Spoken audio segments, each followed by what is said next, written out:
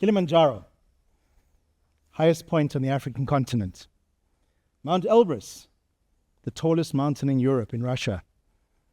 And Everest Base Camp, 2/3 of the way to the top of the world. Now, I know people who have died attempting these crazy, dangerous summits. But this was not what almost took my life. None of those adventures. It was something way less expected and way more non-obvious.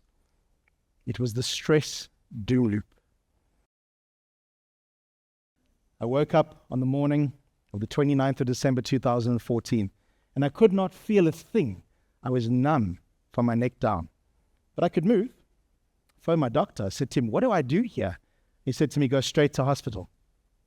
So that's what I did. I drove to hospital.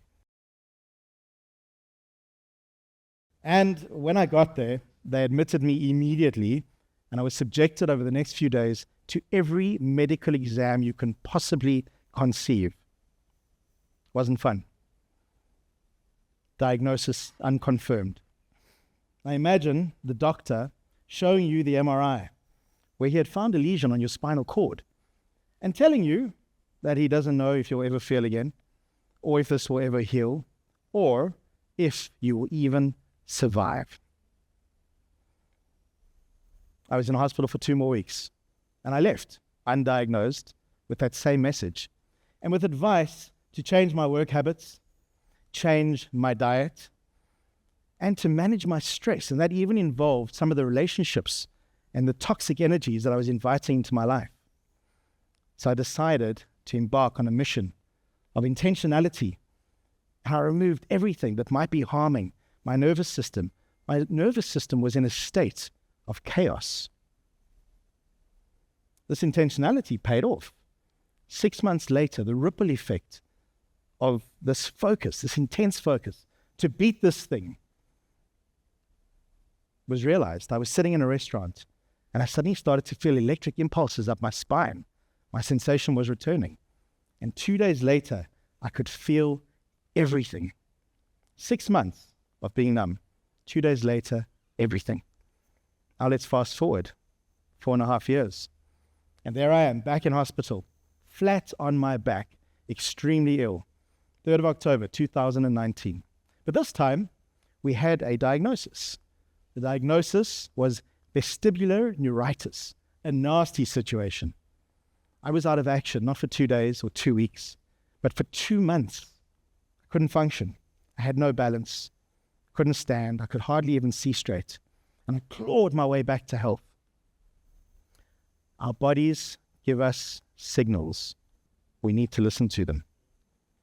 I was ignoring the gentle nudges, and they were getting louder and louder and louder. I clearly hadn't learned the lessons from 5 years earlier, because here I was, struggling again. When I left the hospital, the very clear message the first time was to manage your stress. And I was getting the same messages from the doctors this time, particularly in my workplace. Now, the irony of that is I'm a behavioral specialist and a workplace strategist. Go figure. And I wasn't managing my own behavior and my own workplace strategy. I was ignoring the other things that mattered in my life. I was obsessing about work, making my job and my businesses everything. We tend to do that. And as I was lying there, I had lots of time to reflect. And what I realized, the conversation that kept coming up was work-life balance, work-life balance. We keep hearing about this thing. And I realized that there is no such thing as balance. Because if we had balance, everything in our lives would be in this perfect proportion. It doesn't exist like that. That's not possible. Balance is an illusion. It is a dance of time, energy, intentionality. But we do not have balance. What we do have is the perception of stress. We feel stressed when we feel out of balance. We have too much going on. When you have too much going on and you're working hard, that's pressure. Stress is when you're not taking control of the things that you can and should be having some control over. There is a difference. Pressure versus stress. The Workplace Health Report feeds back that 74% of people frequently feel overwhelmed and unable to cope. And 79% indicate that this comes from the workplace. So I realized, as I was lying there, that I needed to change 3 things in my life. Critically, the first thing that I needed to do was to own my decisions. I was making decisions for all the wrong reasons. I was making my decisions from my ego, and because I was so concerned about what other people thought, I had to stop doing this. The second thing that I realized was I had to learn that I only have a limited capacity of me, limited amount of time and energy that I can give. I had to learn to organize my capacity.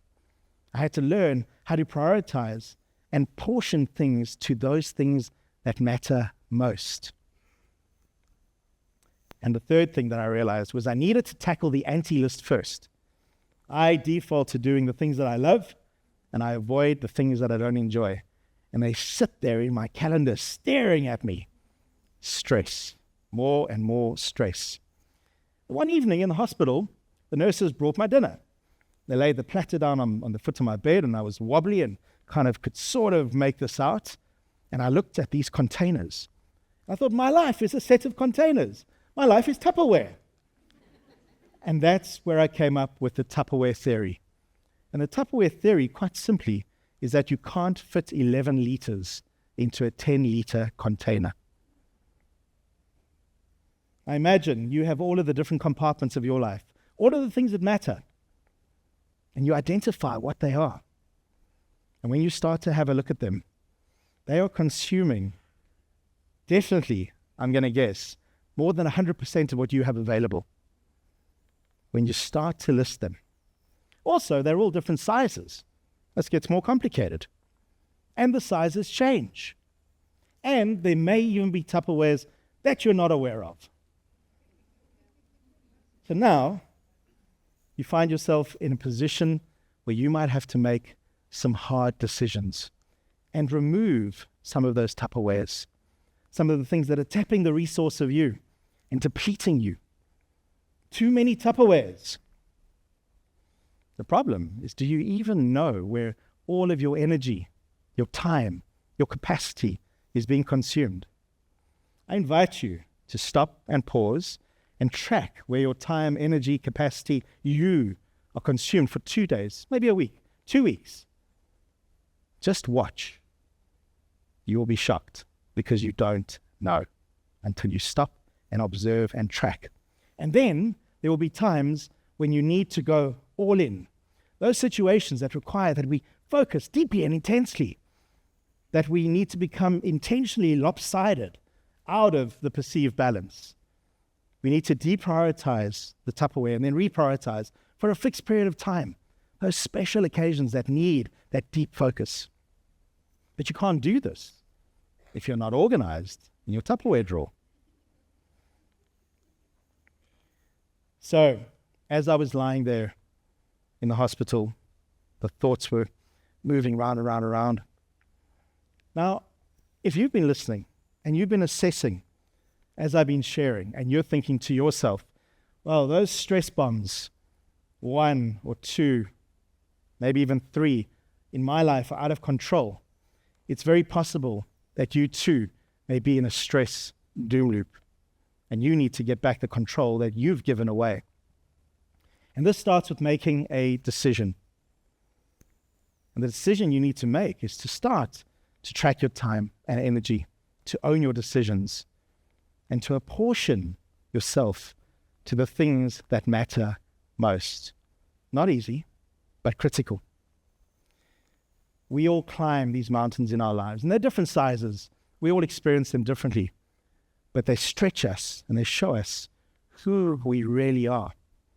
Now, my challenge to you is that you choose to build and design a life that you don't need to regularly escape from. A life where you are moving from stress and a lack of control to embracing pressure and taking control. And I think that that is an idea worth spreading. My chaos became a beautiful chaos. I have not been back to hospital, and I have no intention of going back there. And I am enthusiastically summiting the mountains of my life. Thank you.